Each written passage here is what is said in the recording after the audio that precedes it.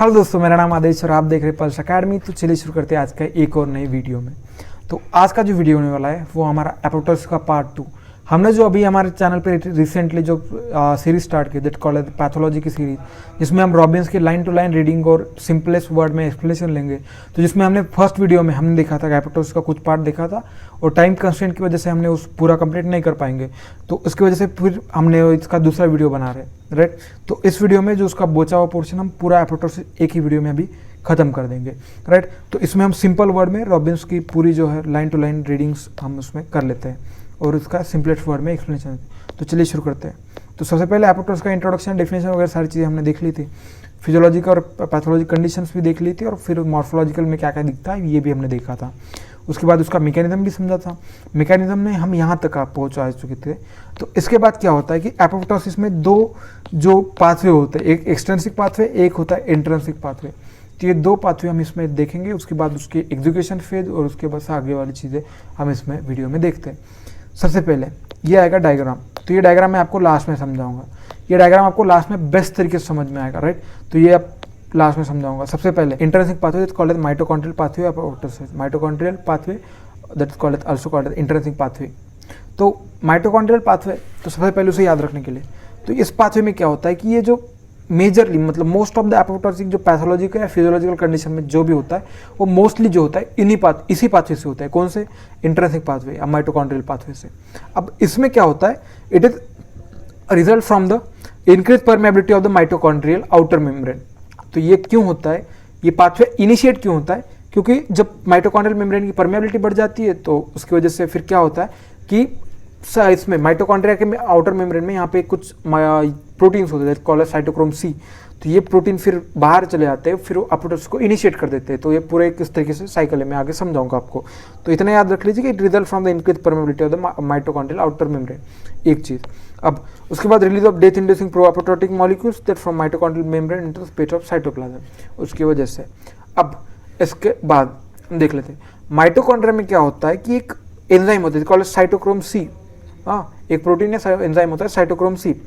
अब ये cytochrome C जो प्रोटीन होता है ये एक डबल सॉर्ड मतलब डबल एज सॉर्ड की तरह होती है राइट। डबल एज सॉर्ड समझ रहे हो आप? तो ये इस तरीके से होती है। तो इसमें क्या होता है, इसका एक बेनिफिट भी होगा और एक मतलब उसका ड्रॉबैक भी होगा राइट। बेनिफिट क्या है? It is essential for producing energy that called ATP. एक तो इसका बेनिफिट हो गया, बस इसका ड्रॉबैक क्या है राइट। तो ये कब रिलीज होता है? जबकि सेल हेल्दी नहीं है। कभी भी जब भी सेल हेल्दी नहीं होगी तो ये साइटोक्रोम सी उस सेल में रिलीज हो जाएगा। अब ये क्या करता है, जब ये रिलीज हो जाएगा सेल में तो ये initiate the suicide program that's called as apoptosis of the cell. तो उसमें वो इनिशिएट कर देता है।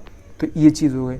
अब release of pro apoptotic protein such as cytochrome C, अब pro apoptotic molecule such as cytochrome C. अब ये इसका रिलीज कौन डिटरमाइन कर रहा है? माइटोकॉन्ड्रिया की membrane. So it is determined by the integrity of outer mitochondrial membrane. और आउटर माइटोकॉन्ड्रियल मेम्ब्रेन की इंटीग्रिटी कौन डिपेंड करता है? तो ये BCL2 फैमिली के प्रोटीन्स होते हैं। So integrity of outer mitochondrial membrane which is tightly controlled by the BCL2 family. तो ये चीज हो गई राइट। तो इसका जो BCL2 का नाम जो पड़ा है तो वो मतलब क्या होता है कि कुछ जीन्स होते थे जो कि over express due to chromosomal translocation की वजह से जो ओवर एक्सप्रेशन हो रहा था उसकी वजह से एक सर्टन बी सेल लिम्फोमाज में ये चीज़ देखने को मिलती है। तो उसकी वजह से उसका BCL2 नाम पड़ा है। तो BCL that is B cell lymphomas. तो इस तरीके से थोड़ा सा है।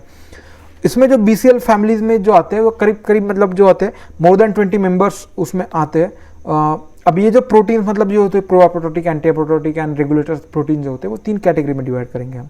सबसे पहले anti apoptotic molecule, pro apoptotic molecule and regulator of apoptotic initiator. सबसे पहले एंटी एपोप्टोटिक मॉलिक्यूल जो होते हैं एंटी एपोप्टोटिक, तो एपोप्टोसिस के जो खिलाफ काम करते हैं that is called anti apoptotic molecule. Pro apoptotic मतलब एपोप्टोसिस को प्रमोट करने वाले, एक हो गया। अब उसके बाद जो रेगुलेटर एपोप्टोसिस इनिशिएटर, तो एपोप्टोसिस को इनिशिएट करने वाले मॉलिक्यूल्स। तो ये 3 चीजें होगी। अब एंटी एपोप्टोटिक मॉलिक्यूल्स में आते हैं BCL2 फैमिली, मतलब BCL2, BCL, XL and MCL। तो CL वाले याद रख लीजिएगा, BCL, MCL और BCL, XL। तो इस तरीके से याद रख लीजिएगा ये जो होता है। अब ये जो होता है तो ये इसमें जो होता है 4 BH डोमेन होता है दैट कॉल्ड BH1 to 4।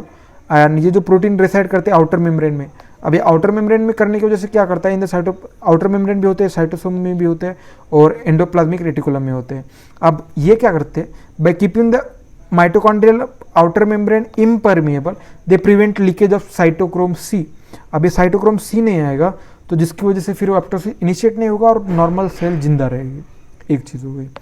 जब भी कभी कोई सेल इंजरी हो जाए तो फिर प्रो एपोप्टोटिक मॉलिक्यूल आते हैं, तो उसमें क्या होगा, बैक्स और बैक पाथ, मतलब ये जो प्रोटीन्स होते हैं बैक्स और बैक, ये जो 2 प्रो एपोप्टोटिक मॉलिक्यूल्स होते हैं, तो ये जो होता है ये contain first 3 BH domain, that BH 1 2 3 on activation of Bax और बैक ओलिगोमराइज। तो ये ओलिगोमराइज हो जाते हैं, जिसकी वजह से फिर क्या करते हैं, with in the outer mitochondrial membrane में ओलिगोमराइज हो जाते हैं। उसके बाद ये परमेबिलिटी इनहांस कर देते हैं। परमेबिलिटी इनहांस कैसे कर देते हैं, it form the channel in the outer mitochondrial membrane and that allow the cytochrome C release. और जब साइटोक्रोम सी आएगा तो उसकी वजह से एपोप्टोसिस इनिशिएट हो जाएगा और एपोप्टोसिस स्टार्ट होता है। तो ये प्रो एपोप्टोटिक मॉलिक्यूल एपोप्टोसिस को इनिशिएट कर रहा है, मतलब उसको प्रमोट कर रहा है। अब यहाँ पे दूसरा होता है regulator apoptotic initiator. Regulator apoptotic initiator, तो इनिशिएट करने वाले जो प्रोटीन्स होते हैं इसमें आते हैं बैड, बिम, बीड, पुमा, नॉक्सा। तो ये जो है तो इसको याद ऐसे रख सकते हो, बिम, बीड, बैड, पुमा, नॉक्सा। तो इस तरीके से मतलब वो थोड़ा सा सिंक्रोनसी बैठ जाती है, बिम, बीड, बैड, पुमा, नॉक्सा। इस तरीके से रखते हैं, बिम, बीड, बैड, पुमा, नॉक्सा। तो इस तरीके से आपको याद हो सकता है। उसके बाद राइम्स आते हैं उसमें। तो उसके बाद ये contains only 1 BH domain and the third of the four BH domain, right. तो ये BH3 जो ओनली प्रोटीन्स आते हैं उसमें आते हैं। It modulated by sensor cellular stress damage वगैरह से अपरेगुलेटेड, तो उसकी वजह से अपरेगुलेटेड हो जाते हैं। अब नॉर्मली किसी भी सेल में क्या होता है कि जब नॉर्मल सेल होती है, राइट, कोई डैमेज वगैरह नहीं हुआ है, तो उसको क्या होता है, ग्रोथ फैक्टर्स मिल रहे होते हैं या फिर न सर्वाइवल सिग्नल स्टिमुलेट कर देते हैं, जिसकी वजह से फिर क्या होता है, production of anti apoptotic protein such BCL2। तो BCL2 हमने यहाँ पे देखा था, BCL2, तो ये एंटी एपोप्टोटिक मॉलिक्यूल को प्रोड्यूस करता है। तो उसकी वजह से क्या करता है, प्रोटेक्ट कर देता है सेल फ्रॉम एपोप्टोसिस। अब कोई भी ये सेल जब उसके सिग्नल चले जाएंगे, जैसे डिप्रियोड ऑफ द सर्वाइवल सिग्नल हो जाए या फिर DNA डैमेज हो जाए या फिर एंडोप्लाज्मिक रेटिकुलम स्ट्रेस हो जाए या फिर एक्यूमुलेशन ऑफ मिसफोल्डेड प्रोटीन, इसकी वजह से फिर क्या होता है कि सर्वाइवल सिग्नल लॉस हो जाएगा। अब इसकी वजह से फिर क्या होता है कि BH3 proteins are upregulated through increase transcription and post translation modification. अब इसकी वजह से क्या होता है, BH3 only protein in turn activate 2 critical pro apoptotic family that called Bax and Bad. तो यहाँ पे क्या होगा कि ये जब सिग्नल चले जाएंगे तो ये क्या कर देते हैं कि BH3 डोमेन है इसका अपरेगुलेशन कर देते हैं। अब ये अपरेगुलेशन होने की वजह से क्या कर देता है, ये एक्टिवेट कर देता है बैक एंड बैक्स, ये जो 2 पाथवे थे इसको एक्टिवेट कर, मतलब प्रोटीन जो थे इसको एक्टिवेट कर देता है। अब ये क्या करते हैं, ये प्रोटीन अलो कर देते हैं inner mitochondrial membrane to leak into the cytoplasm, ये साइटोक्रोम सी को रिलीज कर देते हैं इसमें। तो BH3 only protein that bind to and form the block function of BCL, इसको ब्लॉक कर देते हैं। अब ये जो BH3 है उसको एक तो बैक्स और उसको एक्टिवेट कर देगा, ये क्या है, प्रो एपोप्टोटिक मॉलिक्यूल्स है तो उसको एक्टिवेट कर देगा। उसके अलावा ये क्या करता है, जो भी एंटी एपोप्टोटिक मॉलिक्यूल्स है BCL2, BCL ये वाली फैमिली, तो इसको ये ब्लॉक कर देता है और सिंथेसिस को भी कम कर देता है। ओवरऑल ये प्रो एपोप्टोटिक जो एंटी एपोप्टोटिक मॉलिक्यूल पूरे कम हो जाते हैं, तो जिसकी वजह से डिक्लाइन हो जाती है ट्रांसलोकेशन रिलीज सर्वाइवल सिग्नल। तो नेट रिजल्ट जो होता है तो उसमें बैक्स एंड एक्टिवेशन हो जाता है और लॉस ऑफ प्रोटेक्टिव मैकेनिज्म हो जाता है। उसकी वजह से फिर क्या होता है कि यहाँ पे जो BCL2 family member is function, उसके बाद release into cytoplasm several mitochondrial protein cytochrome C जो होता है वो रिलीज कर देता है इनटू द साइटोप्लाज्म। अब उसके बाद ये जो साइटोक्रोम सी है वो क्या कर देता है, एक्टिवेट कैस्पेस कैस्केड, उसको कैस्केड को एक्टिवेट कर देता है और once release of into the cytoplasm cytochrome C जो बाइंड कर देता है एक protein that called as the apoptosis activating factor 1 that called as APAF। AP से क्या, एपोप्टोसिस एक्टिवेटिंग और फैक्टर 1, तो इसको ये बाइंड कर देता है साइटोक्रोम सी।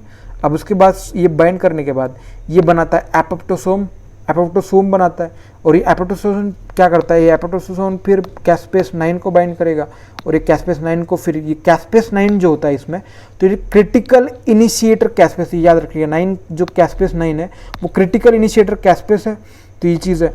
उसके बाद जो mitochondrial promote the autoclavity and generating catalytically, तो ये उसको कैटालाइसिस कर देता है। उसके बाद एक्टिवेट कैस्पेस जो होता है ट्रिगर कैस्पेस, तो कैस्केड उसका एक्टिवेट हो जाता है, तो ये चीज़ हो गई cleaving thereby activating other pro caspases और कैस्पेस 3 वगैरह उसको बाद में एक्टिवेट कर देता है। तो ये पूरा उसका पाथवे था, माइटोकॉन्ड्रियल पाथवे जो हमारा इंट्रिंसिक पाथवे था, ये चीज़ है। अब ये पाथवे का मतलब ये तो नॉर्मल हो रहा है। अब इसको कोई इनिबिट करने वाला भी चाहिए, राइट? तो हमारे बॉडी में कुछ प्रोटीन्स होते हैं called Smac and Diablo. So there are other mitochondrial proteins such as arcane, name like. तो आर्केन में क्या क्या आता है? Smac and Diablo, either the cytoplasm और वेयर दे बाइंड। तो ये क्या कर देते हैं? न्यूट्रलाइज कर देते cytoplasmic protein that function as a physiological inhibitor, right? तो न्यूट्रलाइज कर देते cytoplasmic protein that function as a physiological inhibitors of it. तो ये फिजियोलॉजिकल इनिबिटर्स की तरह काम करते हैं, राइट? तो एक चीज़ ये हो गई। अब उसके बाद ये डायग्राम में हम यही देख लेते हैं।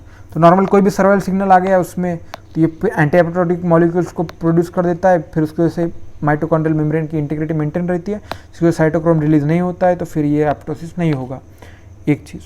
उसके बाद जब भी कोई ये loss of survival signal, radiation, DNA damage वगैरह होता है, तो ये BH3 फैमिली अपरेगुलेशन हो जाती है। BH3 फैमिली अपरेगुलेशन हो जाए, BCL2 का एंटागोनिज्म होता है, जिसकी वजह से फिर ये माइटोकॉन्ड्रियल मेम्ब्रेन की परमिएबिलिटी जो होती है वो बढ़ जाती है, जिसकी वजह से साइटोक्रोम जो C होता है बाहर चला आता है, फिर ये बाइंड कर देता है, एपोप्टोसोम वगैरह बनता है, फिर एपोप्टोसिस इनिशिएट होता है, एपोप्टोसिस होता है। तो यह था हमारा इंट्रिंसिक पाथवे। अब देखेंगे एक्सट्रिंसिक पाथवे। तो एक्सट्रिंसिक पाथवे जो होता है also called death receptor initiated pathway, right? तो उसको एक दूसरा नाम है डेथ रिसेप्टर इनिशिएटेड पाथवे। तो इसमें क्या होता है? डेथ रिसेप्टर्स होते हैं, तो उसकी वजह से उसका नाम पड़ा है। तो this pathway is initiated by engagement of plasma membrane of death receptor, plasma membrane death receptor. तो प्लाज्मा मेम्ब्रेन पे ऐसा डेथ रिसेप्टर होते हैं जो कि इनिशिएट कर देते हैं इसको, right? Death receptor are members of the tumour necrosis factor receptor family. तो ये डेथ रिसेप्टर होते हैं फैमिली, मतलब ट्यूमर नेक्रोसिस फैक्टर फैमिली जो होती है, राइट? रिसेप्टर की फैमिली होती है, तो उसका ये मेंबर्स है डेथ रिसेप्टर, राइट? तो ये करते हैं साइटोप्लाज्मिक डोमेन्स होते हैं, उसके बाद इन्वॉल्व प्रोटीन इंटरेक्शन, तो डेथ डोमेन जो कहते हैं हमें से। तो ये चीज़ है। अब ये जो होता है एक्टिविटी इन्फ्लामेटरी कैस्केड वगैरह को देर ट्रिगरिंग एपोप्टोसिस मच लेस है, उसका मतलब उतना सिग्निफिकेंस इन्फ्लामेटरी में नहीं है। उसके अलावा the best known death receptor are type 1 TNF receptor, that is TNFR1, right? And also related protein is called as FAS और CD95। तो ये जो है बेस्ट जो हमें पता है अभी तक का सबसे बेस्ट। अब इसमें क्या होता है कि the ligand for Fas that called as Fas ligand. तो यहाँ पे लिगैंड फास्ट है, इसका जो लिगैंड इसको बाइंड होने वाला है दैट कॉल्ड फास्ट लिगैंड। तो ये कहाँ पे होता है? That T lymphocyte, T cell पे। तो ये जो होता है, तो फास्ट लिगैंड जो होता है हमारा, तो ये Fas ligand is express on the T cell that recognize self antigen. तो ये जो फास्ट लिगैंड होता है वो सेल्फ एंटीजन को रिकॉग्नाइज करता है और खुद के सेल को एपोप्टोसिस नहीं होने देता। बट अब उसकी वजह से हमारी सेल जो नॉर्मल सेल होती है वो बच के रहती है। बट कोई भी जैसे कि वायरल इन्फेक्शन में हो जाए या फिर ट्यूमर सेल में हो जाए, तो ये क्या कर देता है कि इन सम वायरस इन्फेक्टेड सेल और ट्यूमर सेल, तो ये क्या करता है? फास्ट लिगैंड जो होता है bind to Fas and therefore, अब ये क्या करता है? तो ये फिर उसमें आ जाएगा, तो ये दोनों बाइंड हो जाते हैं, फिर fast ligand and fast bind हो जाता है। तो उसमें क्या होता है कि फास्ट लिगैंड फिर मतलब उसमें पॉलीमराइजेशन होता है, उसमें 3 से ज़्यादा जो आके जुड़ जाते हैं फास्ट में। तो यहाँ पे यही लिखा है, when Fas ligand bind to Fas 3 or more molecule of fast are brought together and their cytoplasmic death domains form a binding site and it's called as FAD। तो ये जो बनती है तो उसकी वजह से एक जो साइट बनती है called FAD, that is FAD का फुल फॉर्म आता है fast associated death domain, fast associated death domain. तो यही है। अब ये जो FAD होता है तो ये क्या कर देता है कि जो इनएक्टिवेट कैस्पेस 8 है तो इसको एक्टिवेट कर देता है, राइट? 8 and 10 को एक्टिवेट कर देता है, bringing together multiple caspase molecule leading to the autocatalytic activity and generation of active caspase 8। तो एक्टिव कैस्पेस को जनरेट कर देता है, उसकी वजह से माइटोकॉन्ड्रियल पाथवे हो, उसके मतलब एग्जीक्यूशन। अब ये हो गया, अब इसके बाद एग्जीक्यूशनल फेज वगैरह उसमें आती है, राइट? तो ये चीज़ हो गई। अब एक्सट्रिंसिक एपोप्टोसिस पाथवे जो था तो ये क्या है कि इनिबिटेड। अब इसमें देख लीजिए, राइट? अब एक्सट्रिंसिक पाथवे को भी इनिबिट करता है फ्लिप प्रोटीन। अब ये फ्लिप प्रोटीन जो होता है वो क्या कर देता है कि हमने जो यहाँ पे हम देख रहे थे एक्सट्रिंसिक पाथवे जो है, तो ये फ्लिप प्रोटीन होता है वो इनिबिट कर देता है इसको, एक्सट्रिंसिक पाथवे को। कैसे? तो ये इसको इनिबिट कर देता है प्रोकैस्पेस को, उसको भी एक्टिविटी नहीं होने देगा, तो एपोप्टोसिस आगे स्टार्ट ही नहीं होगा, right? So extrinsic apoptosis pathway that is inhibited by the flip protein which binds to the procaspase 8 and blocking the FADD binding but can not be activate caspase. So उसको एक activate नहीं होते। और यही mechanism जो flip का mechanism जो कि इनिबिट करता है एक्सट्रिंसिक पाथवे को, ये मैकेनिज्म सम वायरस यूज करते हैं और सम नॉर्मल सेल भी इसे यूज करते हैं, जो कि protect themselves from the Fas mediated apoptosis से प्रोटेक्ट करते हैं। तो ये चीज़ हो गई। अब इसके बाद तो एक्सट्रिंसिक फेज भी हो गई, इंट्रिंसिक फेज भी हो गई, अब ये दोनों हो गए। अब ये एक दोनों तरीके से कुछ होगा, उसके बाद ये दोनों कॉमन इस पे आती है, that called execution phase of apoptosis. अब इंट्रिंसिक पाथवे भी यहीं पे आएगा, एक्सट्रिंसिक पाथवे भी आएगा, यहीं से आएगा, फिर आएगा रिमूवल ऑफ डेड सेल। तो इस तरीके से इसका पूरा पाथवे आता है, तो हमें डायग्राम में आपको अच्छे से समझ आएगा। तो execution phase of apoptosis, execution में क्या हो रहा है कि एग्जीक्यूट हो रही चीज़ है अभी। तो इसमें क्या होता है कि इंट्रिंसिक एंड एक्सट्रिंसिक पाथवे जो होता है converge into the activate caspase cascade that mediate the final phase of apoptosis. तो इसमें क्या होता है कि इंट्रिंसिक पाथवे था, तो इंट्रिंसिक पाथवे में इनिशिएटर ऑफ कैस्पेस 9 था, वही एक्सट्रिंसिक में क्या था, दैट इज 8 एंड 10। तो इसे याद रख सकते हो, ई से 8 और एक्स से 10, तो इस तरीके से आप इसे याद रख सकते हो, राइट। सो इनिशिएटर कैस्पेस जो होता है वो इंट्रिंसिक माइटोकॉन्ड्रियल पैक्टिया एक्टिवेट इनिशिएटर कैस्पेस है। एक्सट्रिंसिक डेट रिसेप्टर पाथवे जो होता है दैट एक्टिवेट कैस्पेस 8 एंड 10। तो उसकी वजह से caspase trigger rapid and sequential activation of executional caspases. Executional caspases को एक्टिवेट करते हैं। एग्जीक्यूशन कैस्पेस में कौन आता है, कैस्पेस 3 और कैस्पेस जो आता है 6, राइट। और इसकी वजह से फिर क्या होता है, मिनी सेलुलर कंपोनेंट पे एक्ट कर देता है। जैसे कि फॉर इंस्टेंस ये क्या कर देता है, एक्टिवेटेड दिस कैस्पेस, तो ये क्या कर देता है, क्ल्यू कर देता है इनिबिटर ऑफ डीएनएज। तो उसको डीएनएस को जो इनिबिटर होता है उसको क्ल्यू कर देता है। अब डीएनएस क्या करता है कि ब्रेक डाउन कर देता है डीएनए का, तो डीएनएस एंजाइमेटिकली एक्टिव कर देता है इसको इनिबिटर को किल करने की वजह से। तो डीएनएस एक्टिव हो जाता है, तो अलोइंग डीएनए डिग्रेडेशन, तो ये डीएनएस फिर डीएनए को डिग्रेड कर देता है। Also it proteolyze the structural component of the cell and also nuclear matrix को भी ये डिग्रेड कर देता है। सारी चीज़ें फ्रेगमेंटेशन ऑफ न्यूक्लियर वगैरह सारी चीज़ उसकी डेथ हो जाती है, मतलब उसको ब्रेक डाउन कर देता है। सिर्फ जो बचती है वो प्लाज्मा मेम्ब्रेन बचती है, बाकी सारी चीज़ें जो होती है उसके अंदर वाली वो पूरी डिग्रेड हो जाती है। अब उसके बाद जो होता है ये जो अब इसका रिमूवल ऑफ सेल करना है, ये सारी चीज़ें हो गई, एपोप्टोटिक बॉडी बन गई, अब उसको रिमूव करना है। तो रिमूव जो होता है formation of apoptotic body that break up the cell up into the bite sized fragment and that edible for phagocytic apoptotic cell that undergo several changes in their membrane that actively promote their phagocytosis and most often include before the loss of membrane integrity. membrane integrity loss होने से पहले उसको clear कर दिया जाता है। तो ये चीज़ हो गई। अब एक चीज़ होती है कि नॉर्मल हेल्दी सेल है तो उसमें एक प्रोटीन होता है फॉस्फेटिडाइल सीरीन। अब ये फॉस्फेटिडाइल सीरीन जो होता है वो फॉस्फोलिपिड होता है, राइट। तो नॉर्मली ये क्या होता है, present on the inner leaflet of the plasma membrane, but in apoptotic cell ये क्या करता है, फ्लिप हो जाता है और ये आउटर मेम्ब्रेन पे आ जाता है, और राइट। और ये जो फॉस्फेटिडाइल सीरीन था वो रिकग्नाइज किया जाता है बहुत सारे मैक्रोफेजेस ने, और इसकी वजह से फिर क्या होता है कि ये जो उसी को फैगोसाइटोसिस कर लेती है। ऑल्सो उसके अलावा क्या होता है कि cell that dying apoptosis also secrete some soluble factors that recruit phagocytosis, तो उसको रिक्रूट कर देती है। उसके बाद जो produce protein that bind into apoptotic cell, तो उसको बाइंड कर देती है, जिसकी वजह से एंगल्फमेंट वगैरह सेल की कर सकती है। तो ये हो गया। उसके बाद सर्टन प्रोटीन भी उसमें वो रिलीज कर देती है, C1q जो होता है और रिकग्नाइज फैगोसाइटोसिस के लिए होता है। तो ये सारी चीज़ हो गई। उसके बाद जो process of apoptotic cell that is called phagocytosis is called efferocytosis, तो ये भी चीज़ है। उसके बाद within the minutes without leaving a trace, तो ये पूरे क्लियर कर देते हैं उसे। Production of pro inflammatory cytokine reduce in the macrophages and that is integrate apoptotic cell together with rapid clearance and in limit inflammatory reaction even in phase of extensive apoptosis. तो ये क्या कहना है कि इतना क्लियर मतलब ये कर देता है कि इन्फ्लामेशन नहीं होता है, तो इसमें यही उसका कहना है। अब इसमें जो है पूरा उसका समरी दिया हुआ है जो हमने पूरी पढ़े, तो इसमें कोई आपको मतलब ऐसा पॉइंट नहीं है जो आपको नहीं आएगा। अब इसके बाद जो हमारी डायग्राम बची थी मैं आपको ये डायग्राम समझाता हूँ, अभी आपको ये डायग्राम क्लियरली समझ में आ जाएगी। तो हमारे पास दो पाथवे थे, एक तो माइटोकॉन्ड्रियल इंट्रिंसिक पाथवे और death receptor pathway that's called extrinsic pathway था।